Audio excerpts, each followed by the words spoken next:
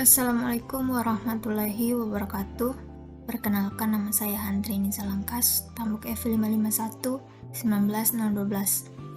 Nah, di sini saya akan menjelaskan mengenai graf dan pohon. Yang pertama, di sini terdapat graf.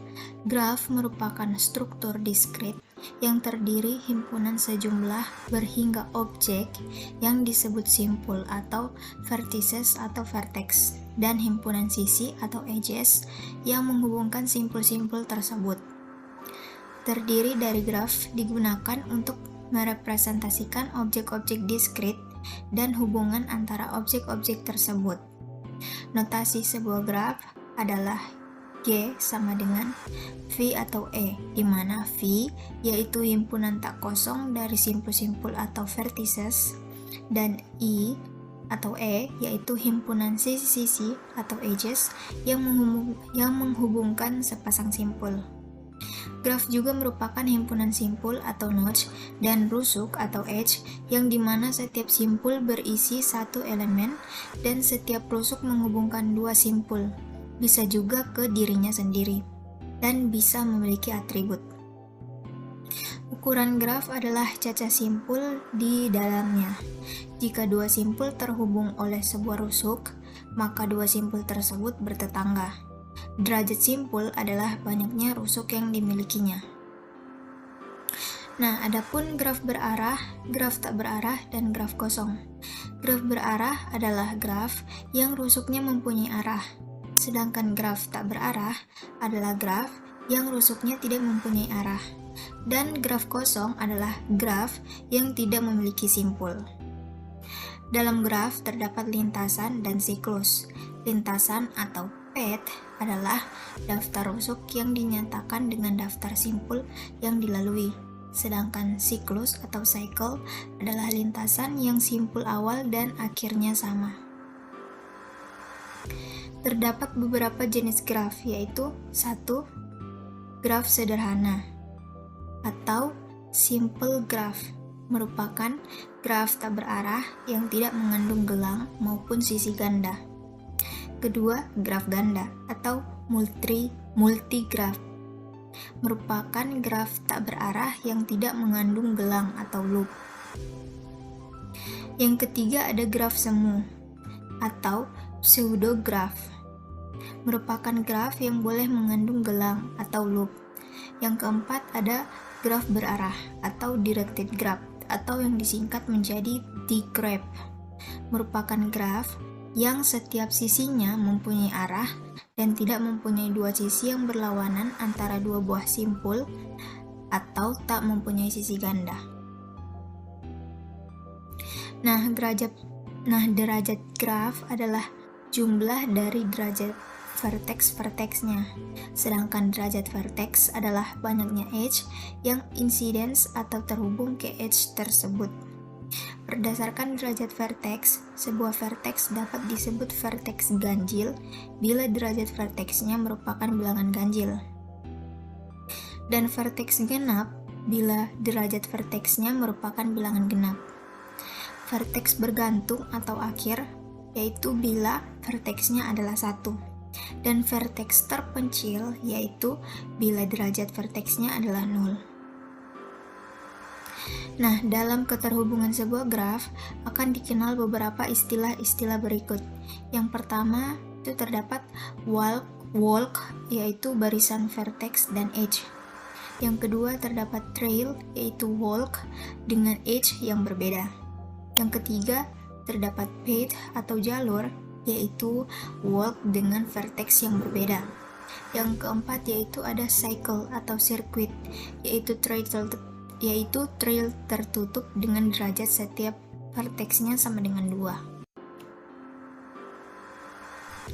Nah, di sini terdapat algoritma DFS atau depth first search. Nah, algoritma DFS atau depth first search adalah salah satu algoritma yang digunakan untuk pencarian jalur. Algoritma DFS juga digunakan untuk dengan mudah pada teori graf. Bahkan banyak persoalan yang tidak dapat diselesaikan oleh algoritma BFS, tetapi dapat diselesaikan oleh algoritma DFS. Nah, dalam algoritma DFS, seluruh simpul yang dikunjungi juga pasti merupakan simpul yang terhubung dengan simpul akar. Karena simpul-simpul tersebut hanya dikunjungi jika bertetangga dengan simpul induknya, sehingga seluruh simpul yang terhubung dengan simpul akar juga pasti dikunjungi. Algoritma DFS dapat melakukan sesuatu yang lebih rumit, yaitu mencari komponen terhubung kuat pada graf berarah. Yang kedua di sini terdapat algoritma BFS atau breadth first search. Nah, algoritma BFS atau breadth first search juga merupakan salah satu algoritma yang digunakan untuk pencarian jalur. Algoritma ini adalah salah satu algoritma pencarian jalur sederhana, di mana pencarian dimulai dari titik awal, kemudian dilanjutkan ke semua cabang titik tersebut secara terurut. Jika titik tujuan belum ditemukan, maka perhitungan akan diulang lagi ke masing-masing titik cabang dari masing-masing titik sampai titik tujuan tersebut ditemukan. Nah, selanjutnya masuk ke pohon atau tree. Pohon atau tree didefinisikan sebagai graf terhubung yang tidak mengandung sirkuit. Karena merupakan graf terhubung, maka pohon selalu terdapat jalur atau path yang menghubungkan setiap dua simpul dalam pohon. Hutan atau forest adalah graf yang tidak mengandung sirkuit, maka pohon adalah hutan yang terhubung. Sehingga perlu diingat, suatu graf atau G disebut terhubung apabila untuk setiap dua simpul dari graf atau G selalu terdapat jalur yang menghubungkan kedua simpul tersebut. Hutan juga merupakan kumpulan pohon yang saling lepas atau graf tidak terhubung yang tidak mengandung sirkuit. Setiap komponen di dalam graf terhubung tersebut adalah pohon.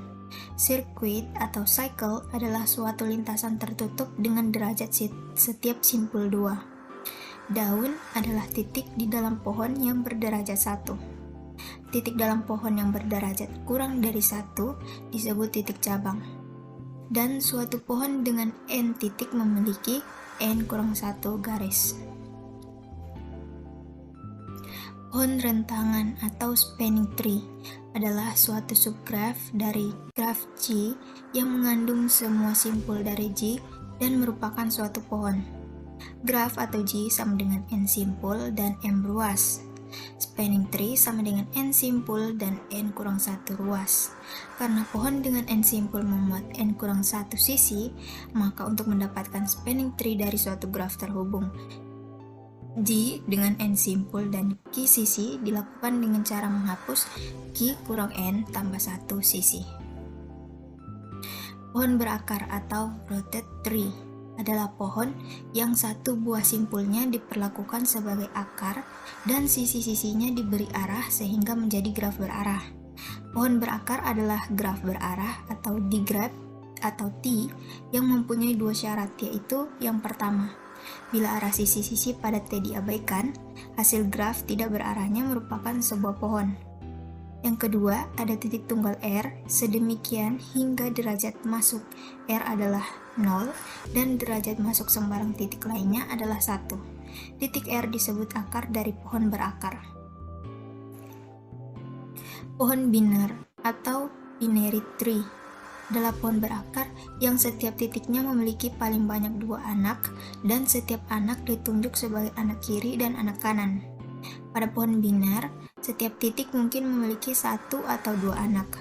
Anak kiri digambarkan di sebelah kiri dan di bawah orang tuanya, serta anak kanan di sebelah kanan di bawah orang tuanya.